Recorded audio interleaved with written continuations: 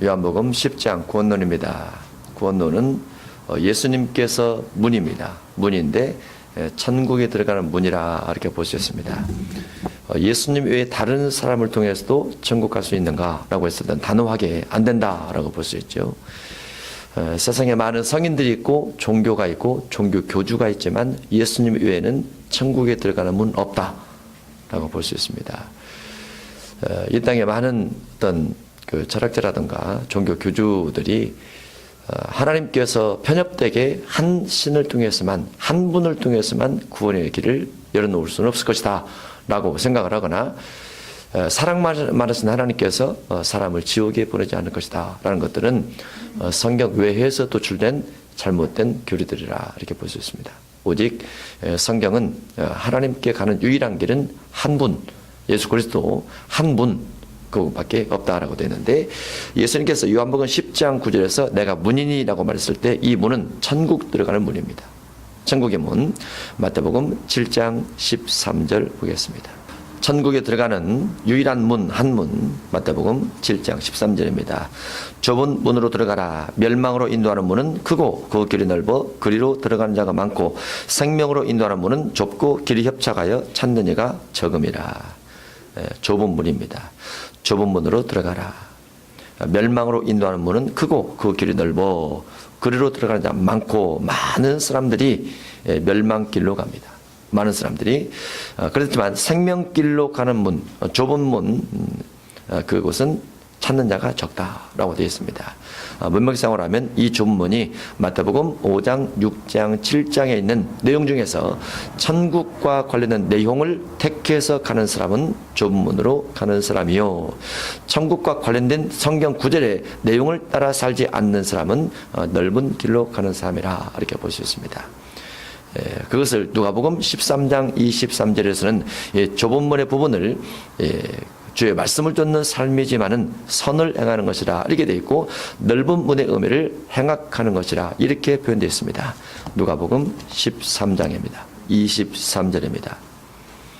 어떤 사람이 여짜오되 주여 구원을 받는 자가 적으니까 그들에게 이르시되 좁은 문으로 들어가기를 힘쓰라.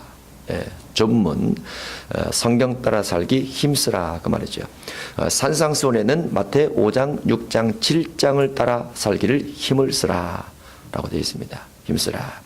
내가 너희에게 이르노니 들어가기를 구하여도, 좁은 문에 들어가기를 구하여도, 천국 문에 들어가기를 구하여도 누가 천국에 들어가기를 구할까요? 그리스도인들입니다. 예수 믿는 사람이죠. 못하는 자가 많으리라. 예수님의 설교는 항상 예수 믿는 사람 안에서 설교가 되고 예수 믿지 않는 사람을 대상으로 하지 않습니다. 예수님의 설교는 모세 율법을 가진 사람이든지 아니면 예수님을 따라온 제자들이든지 그들을 대상으로 하지 이방인들을 불러다가 설교하진 않죠. 그래서 예수님의 설교에 많은 구원에 관련된 부분들은 모세 율법을 가지고 있는 유대인이든지 아니면 예수님의 제자들이든지 그들에게 구원관에 대한 확실한 증언들이라 이렇게 볼 수 있는데, 구하여도 얻지 못하는 자가 많으리라. 집 주인이 일어나 문을 한 번 닫은 후에 너희가 밖에 서서 문을 두드리며 주여 열어주소서 하면 그가 대답하리되 나는 너희가 어디에서 온 자인지 알지 못하노라리니 그때 너희가 말하되 우리는 주 앞에서 먹고 마셨으며 또한 주는 또한 우리를 길거리에서 가르치셨나이다 하나 그가 너희에게 말하되 이르되 나는 너희가 어디에서 왔는지 알지 못하노라. 행악하는 모든 자들아. 분명히 주님 이름 부르고 주 앞에서 먹고 마시고 주께서 길거리에서 가르치셨다고 고백함에도 불구하고 주님께서 그들을 모른다 하는 이유는, 떠나가라 하는 이유는 행악입니다. 악 때문에 그렇습니다. 행악하는 모든 자들아 나를 떠나가라. 여기서 행악이란 무엇이냐면 성경 전체에서 행악이 두 갈래로 나눠집니다. 구약에 있는 행악의 기준은 레위기 4장 2절이라고 그랬죠. 하나님의 계명 중 하나를 부류 중에 범했을 때. 신약의 행악의 기준은 로마서 7장 17절과 20절 사람 속에 있는 본성이라 이렇게 말을 했죠. 그래서 예수님 믿는 사람들이 믿기 전 원죄에 대해서는 주의 은혜로 사함받지만은 믿은 이후에 본능 따라 살게 되면, 믿은 이후에 행악하며 살게 되면, 믿지만 행악하며 살게 되면 주여 주여 이름 부르고 주님께서 길거리에서 가르치시고 주 앞에서 먹고 마셨음에도 불구하고 행악하게 되면, 다른 말로 본능 따라 살게 되면 주님께서 떠나가라 라고 말을 하게 됩니다. 너희가 아브라함과 이삭과 야곱과 모든 선자는 하나님의 나라에 있고 오직 너희는 밖에 쫓겨난 것을 볼 때에 거기서 슬피 흘리며 일러가리라. 쫓겨납니다. 주님 이름 불러도 쫓겨날 수 있다라고 되어 있습니다. 사람들이 동서남북으로부터 와서 하나님의 나라 잔치에 참여하리니 보라, 나중된 자로서 먼저 될 자도 있고 먼저 될 자로서 나중 될 자도 있느니라 하면서 주님께서 좁은 문에 대한 확실한, 예수님만이 유일한 길인데 예수님을 따라가면서 선을 행하는 자가 좁은 문으로 들어가는 것이다, 이렇게 기록되어 있습니다. 그 다음에 누구든지라는 단어가 우리가 아주 귀중히 여겨야 될 단어입니다. 내가 문이니 누구든지 나로 말미암아 들어가면 구원을 받고 라는 누구든지가 아주 중요한 단어입니다. 왜냐하면 이때 당시에는 요한복음이기 때문에 예수님의 복음을 반대하고 예수님의 치유사역, 축사사역, 예수님의 하나님 나라 복음, 예수님의 회개사역을 방해하는 자가 모세 율법을 가지고 있는 자들이었단 말이죠. 그 모세 율법을 가지고 있는 그들이든지 아니면 전혀 이방인이었던 이스라엘 밖의 사람들이든지 또는 장애인이든지 누구든지 어떠한 사람이든지 나로 말미암아, 예수님으로 말미암아 구원을 받을 수 있다라고 되어 있습니다. 누구든지 예수님을 통해서 구원받을 수 있다. 아주 중요하죠. 왜냐하면 그 당시에 유대인들의 생각에는 유대인 외에는 절대로 구원이 없다고 생각합니다. 유대인은 그래서 선민된 우리만 구원받을 수 있는 유일한 족속이기 때문에 다른 이방인들을 향해서 구원의 손길을 내미는 것은 하나님께서 보낸 자가 아니다라고 할 수도 있습니다. 유대인들과 같이 보면. 그러나 예수님은 그렇지 않습니다. 사도 바울의 신앙도 마찬가지입니다. 한때는 사도 베드로 같은 경우는 유대인들과 함께, 이방인들과 함께 구원의 길에 대해서 알고 있었지만은 이방인과 식사를 하다가 유대인이 오니까 도망가 버렸습니다.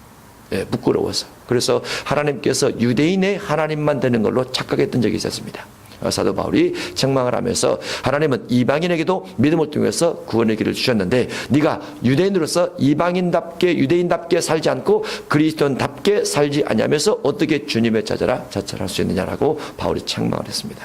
그래서 예수 그리스도를 통한 구원, 이 부분은 유대인이나 헬라인이나 모든 사람에게 다 동일하게 적용된다라고 볼 수 있기 때문에 여기서 누구든지 이렇게 볼 수 있습니다. 성경 로마서 1장 16절입니다. 내가 복음을 부끄러워하지 아니하노니, 복음을 부끄러워하지 아니하노니 이 복음은 모든 믿는 자에게 구원을 주시는 하나님의 능력이 됩니다. 먼저는 유대인에게요, 그리고 헬라인에게로다. 유대인이든지 헬라인이든지 둘 다 모든 사람을 대상으로 복음을 전파해야만 됩니다. 왜냐하면 어떠한 사람이든지 예수 그리스도 밖에서는 절대로 구원이 이루어질 수 없기 때문에 그렇죠. 사도행전 2장 39절입니다. 38절부터 39절까지입니다. 시작. 베드로가 이르되 너희가 회개하여 각각 예수 그리스도의 이름으로 세례를 받고 죄 사함을 받으라. 그리하면 성령의 선물을 받으리니 이 약속은 너희와 너희 자녀와 모든 먼데 사람 곧 주 우리 하나님이 얼마든지 부르시는 자들에게 하신 것이라 하시고, 하나님께서 누구를 어떻게 부를지는 모릅니다. 어떤 사람은 교도소에서 부름받기도 합니다. 어떤 사람은 배 위에서 부름받기도 합니다. 어떤 사람은 죽기 직전에 부름받기도 합니다. 어떤 사람들은 구하원이라든가 또는 스포츠를 하면서 부름받기도 하죠. 하나님께서 누구를 어떻게 부를지 모르지만은 누구든지 그리스도 예수 안에 들어오게 되면 그것이 좁은 문으로 들어간 첫 출발점과 같다라고 볼 수 있어요. 그래서 신약시대는 복음의 대상이 한정되어 있지 않습니다. 기독교 안에는 복음의 대상이 한정되어 있지 않고 모든 사람에게 주님께서 복음의 길을 다 열어놓으시다라고 볼 수 있는데, 구약의 관점에서 보면 이방인 제외를 하고, 그 다음에 나면서부터 질병 있는 사람 제외를 하고, 또 문둥병 있는 사람 제외를 하고 다 그렇습니다. 구약 관점에서는 신약에서 그 모든 것이 다 풀어지게 되었기 때문에 예수님 안에만 가면 좁은 문에 갈 수 있는 자격 조건이 다 주어지게 됐다라고 볼 수 있습니다.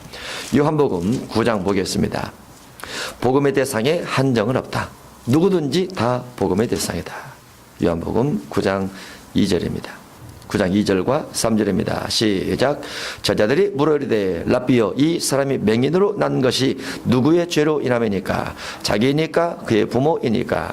예수께서 대답하시되 이 사람이나 그 부모의 죄로 인한 것이 아니라 그에게서 하나님이 하시는 일을 나타내고자 하심이라. 아멘. 맹인으로 태어난 것이 누구 죄 때문입니까? 라는 거죠. 하나님께서 그를 통해서 하고자 하는 일을 나타내기 위해서 맹인으로 나게 했다라고 되어 있습니다. 예. 우리가 맹인으로 태어나고 싶어서 태어나고 안 태어나고 싶어서 안 태어나고 그런 건 아니죠. 그러죠? 누구나 시작시대는 공평합니다. 하나님께서 공평하게 만드시죠. 육신의 치매라든가 질병의 상태가 지속된다 할지라도 정신질환이 지속된다 할지라도 그 부분을 가지고 자꾸 영적으로 싸워야 돼요. 마가복음 5장에 거라사 군대 귀신 들린 자가 나오잖아요. 귀신이 가장 많이 들어있는 자이기 때문에 거기에 보면은 귀신이 가끔 저를 붙잡음으로 이런 말이 나와요. 가끔. 그러면 본 정신이 있을 때는 자기 신앙을 간직해야 된다는 거죠. 본 정신이 있을 때. 그때가 중요하다고 봐요. 요한복음 9장 2절 제자들이 물어 이르되 랍비여 이 사람이 맹인으로 태어난 것이 누구의 죄 때문입니까? 하나님의 영광을 위한 것이다. 그래서 나면서 맹인된 사람도 구원받을 수 있는 좁은 문으로 갈 수 있는 길이 있다라는 겁니다. 나로 말미암아 들어가면 구원을 받고 예수님을 통해서 들어가면 예수님을 통해서 문에 들어가면 구원을 받습니다. 예수님을 통하지 않고 들어갈 수는 없고 구원도 받을 수가 없죠. 예수님께서 문에 들어가는 유일한 길이라고 볼 수 있습니다. 예수님께서 구원에 들어가게 해주시는 좁은 문의 유일한 길이라고 볼 수 있는데 요한복음 14장 6절입니다. 예수께서 이르시되 내가 곧 길이요 진리요 생명이니 나로 말미암지 않고는 아버지께로 올 자가 없느니라. 나로 말미암지 않고 예수님으로 말미암지 않고는 아버지께로 올 자가 없다. 전혀 없습니다. 요한복음 17장 3절입니다. 영생은 곧 유일하신 참 하나님과 그가 보내신 자 예수 그리스도를 아는 것입니다. 영생이란 하나님 그리고 예수 그리스도를 아는 것입니다. 그 속에 영생이 있어요. 예수님을 알지 못하면 영생이 없습니다. 알아야 됩니다. 예수님의 무엇을 알아야 되느냐? 예수님의 하나님의 아들 되심도 알아야 되지만 예수님 안에 있는 언약, 가장 중심한 사랑도 알아야죠. 사도행전 4장 12절입니다. 우리가 많이 쓰는 성경 구절 중에 하나인데 좁은 문으로 들어가기 위한 유일한 길입니다. 사도행전 4장 12절 시작. 다른 이로서는 구원을 받을 수 없나니 천하 사람 중에 구원을 받을 만한 다른 이름을 우리에게 주신 일이 없음이라 했더라. 다른 이로서 절대로 구원받을 수 없다. 다른 이로서 예수 그리스도 외에는 천하 사람 중에 구원을 받을 만한 다른 이름을 우리에게 준 일이 없습니다. 예수라는 이름 외에는 우리에게 준 것이 없습니다. 예수라는 이름의 의미 속에 들어있는 죄사함을 가진 죄사함을 주시는 예수 이름 외에는 우리에게 구원받을 만한 다른 이름이 없습니다. 좁은 문으로 들어가라. 예수님 문이라. 그 문을 통해서 들어가야 구원을 받을 수 있다라고 되어 있습니다. 그 다음에 또는 들어가며 나오며 꼴을 얻으리라 해서 요한복음 본문에 보면 주님을 통해서 주님의 문을 통해서 들어가며 나오며 꼴을 얻게 되는데 좁은 문의 꼴입니다. 좁은 문을 통해서 얻어진 꼴, 주님을 통해서 얻어진 꼴입니다. 우리를 양으로 생각하기 때문에 주께서 꼴이라 말씀하셨는데 예수님께서 우리에게 주신 꼴들, 예수님께서 우리에게 주신 말씀들, 예수님께서 마태복음 5장부터 7장까지 마태복음 12장의 사랑 중심한 안식일, 마태 13장의 천국 7가지 비유, 마태 16장에 고백하면서 누룩을 조심하라, 마태 18장의 용서와 마태복음 19장의 구제 영생과 가리는 것, 마태복음 22장의 예복, 마태 23장의 외식 7가지, 마태 24장의 환난에 대한 인내의 신앙, 마태 25장에는 천국 5가지 비유, 마태 28장의 부활에 대한 믿음, 이와 같은 것들이 우리에게 구원의 확실성을 줍니다. 이것이 주님께서 좁은 문에 들어가는 자들에게 준 꼴이죠. 꼴. 영생의 꼴입니다. 영생의 꼴. 영생의 말씀. 성경 전체가 다 영생의 말씀은 아니에요. 예를 들어서 질병을 치료하는 예수님께서 베드로 장로의 열병을 치료했다. 그건 영생과 관련된 건 아닙니다. 그것은 물론 질병을 치료하면서 영생에 관련된 부분도 있어요. 백부장 치료 같은 경우는 백부장 하인의 질병 치료 같은 경우는 영생에 관련되기도 합니다. 왜냐하면 이스라엘 민족 중에 이만한 큰 믿음을 만나보지 못했다라고 말씀하시고, 아브라함, 이삭, 야곱의 후손, 아브라함, 이삭, 야곱은 주님 나라 앉지만은 나라의 본 자손들은 쫓겨나 이르갈미에 있으리라. 이렇게 말씀하시면서 그 백부장 믿음을 칭찬한 부분 때문에 그런 부분도 있습니다. 그렇지만은 대부분 구원과 관련된 그와 같은 말씀만 우리를 구원의 길로 인도한다라고 볼 수 있습니다. 좁은 문에 필요한 꼴이 있어요. 들어가며 나오며 꼴을 얻으리라. 10절, 도둑이 오는 것은 도둑질하고 죽이고 멸망시키려는 것뿐이요. 예수님은 양에게 생명을 주는데 도둑이 오는 것은 도둑질하고 죽이고 멸망시키려는 것을 목적으로 합니다. 그래서 예수 그리스도 외에 다른 쪽에 구원이 있다는 것은 반드시 멸망입니다. 예수 그리스도 외에 다른 길을 통해서 좁은 문으로 들어갈 수 있다는 것도 멸망입니다. 교회 안에서 멸망될 여러 가지 일들이 많이 있죠. 교회 안에서도 예를 들어서 계시록 17장에 보면 음녀 심판이 나옵니다. 그 음녀 심판 같은 경우는 그 음녀가 누구냐라고 했을 때 사도 요한이 신기하게 생각했더라라고 되어 있어요. 이상하게 생각했더라. 왜 이상하게 생각했을까? 분명히 겉모습 보면 교회와 같다고 말이죠. 겉모습 보면. 그런데 내부적으로 들어가서 보니 그가 그리스도 예수 안에 있는 사람들을 많이 죽여서 그 피를 포도주 잔에 받아서 마시더라고 말이죠. 그래서 그와 같은 잘못된 것이 있는데 영혼 도둑들이라고 볼 수 있어요. 도둑이 오는 것은 도둑질하고 죽이고 멸망시키는 것인데 무슨 도둑이냐? 영혼 도둑입니다. 영혼 도둑입니다. 마태복음 15장에는 장로의 유전이 기록되어 있습니다.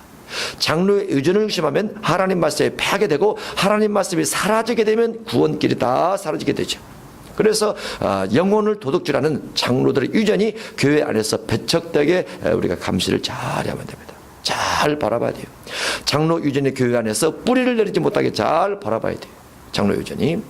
마태복음 23장에 보면 외식하는 바리새인과 사두개인들이 나오는데 이 외식하는 것이 교회 안에 들게 되면 하나님께서 예수님께서 말씀하신 내면 마음법 중심한 것이 점점 사라지게 됩니다.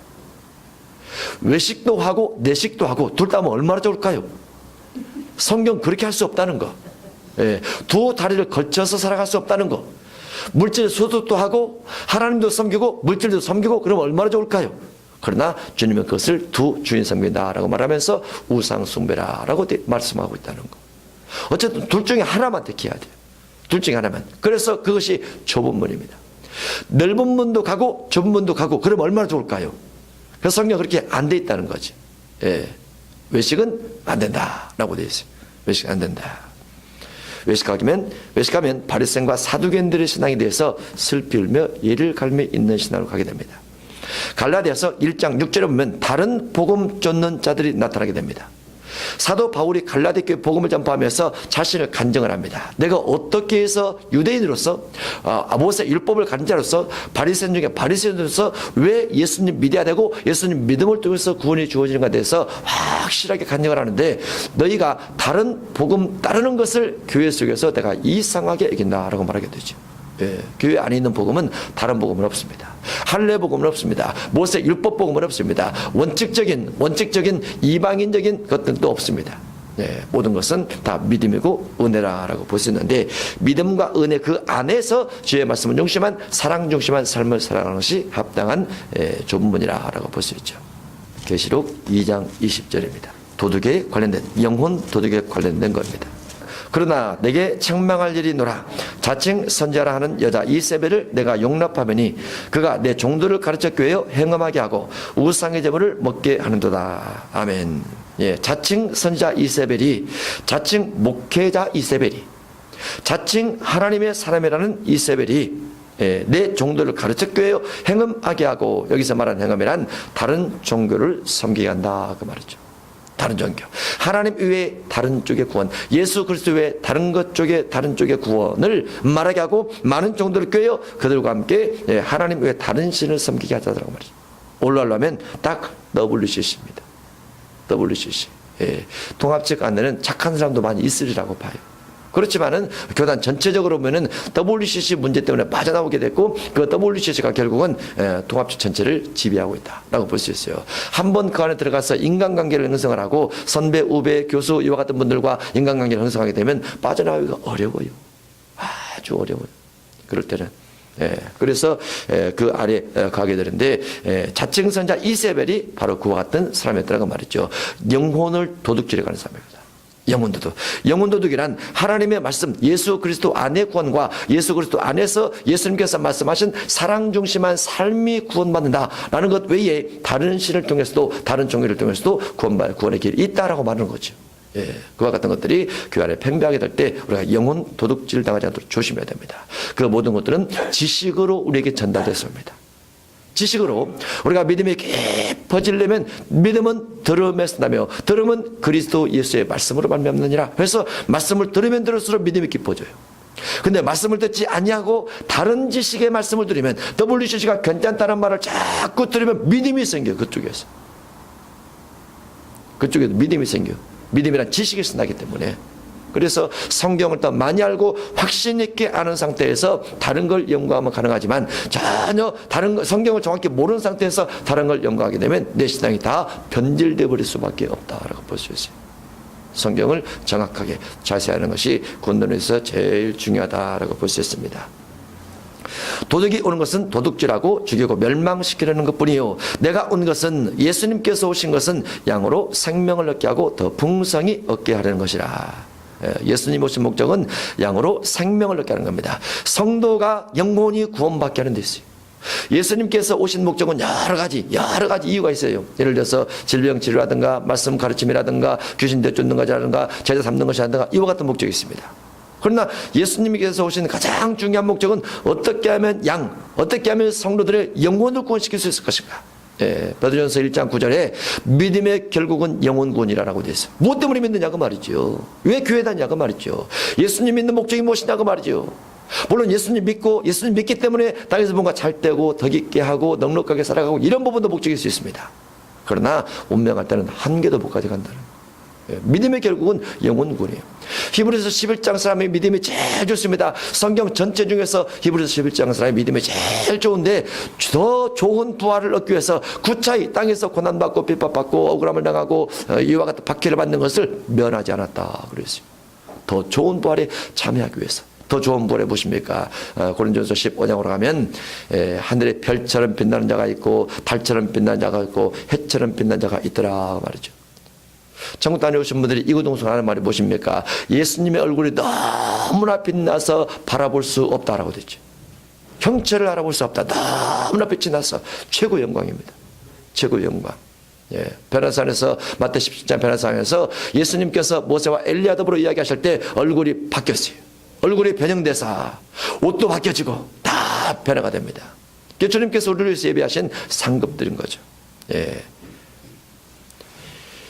예수님께서 오신 목적은 양으로 생명, 어떻게 하면 영생을 갈 것인가? 우리의 신앙의 목적은 어떻게 영생을 얻을 것인가? 교회만 다니면 영생인가? 예수님 이름으로 기도만 하면 영생인가? 헌금하면 영생인가? 아니라는 거죠. 성경 하늘에서 양으로 생명을 얻게 하고 영생을 얻게 하고 더 풍성히 얻게 하는 것이라. 생명 얻는 기본적인 것은 주님 말씀의 순종입니다. 순종. 그 다음에 더 풍성히 얻는 것은 상급들이라 이렇게 볼 수 있죠.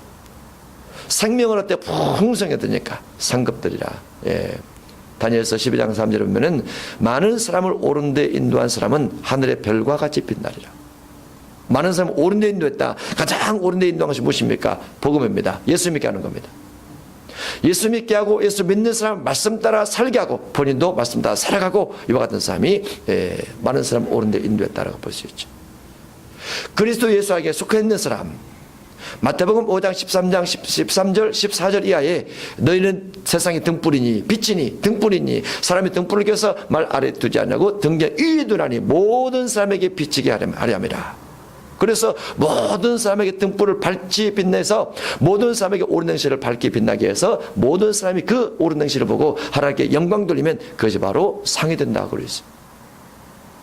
마태 13장 43절인가 거기 보면은 의인은 하늘의 해와 같이 빛나리라 되어 있습니다. 그래서 예수님께서 오신 목적은 성도들의 영혼을 구원하게 함과 그 영혼을 구원받게 할 뿐만 아니라 더 풍성히 상을 얻게 하는데 목적이 있다라고 되어 있습니다. 그래서 우리의 구원과는 반드시 양이 돼서 주님을 따라가고 주님을 따라서 더 풍성했는데 신앙의 목적을 기하면 된다라고 볼 수 있습니다. 27절입니다. 내 양은 내 음성을 들으며 누가 주님의 양이고 누가 주님의 백성인가? 내 양은 내 음성을 들으며 그들은 나는 그들을 알며 그들은 나를 따르느니라. 주님의 양은 주님의 음성을 들으며 주님의 양은 성경을 본다고 말이죠. 주님의 음성이 성경이기 때문에. 물론 세미한 음성이 주님의 음성일 수 있습니다. 그러나 우리가 보편적으로 일반적으로 보면은 성경이 주님의 음성이에요. 그러면 내 양은 내 음성을 듣기 때문에 자꾸 읽고 듣고 보고 깨우치면서 성경을 내가 만들어가고 내 가운데 주의 말씀에 따라 순종하며 사는 삶이 있을 때 그와 같은 것들이 우리가 주님의 양으로서 확실한 존재적 가치를 가진다 이렇게 볼 수 있습니다. 그러면 성경 안 보는 사람 뭡니까? 주님의 양이 아니라 그 말이죠. 성경을 안 보면 주님의 양이 아니에요. 성경을 안 보는 사람은 독사의 양일 수도 있어요. 독사의 염소일 수 있어요. 우리는 성경 봅니다. 내 양은 내 음성을 들으며 주의 말씀을 자꾸 듣습니다. 성경 말씀을 자꾸 듣습니다. 나는 그들을 알며 어떻게 압니까? 그들이 성경을 읽으면서 주님을 향해서 마음을 품고 주님 말씀에 순종한 자세 갖게 되니까 주께서 그들을 알더라고 말이죠.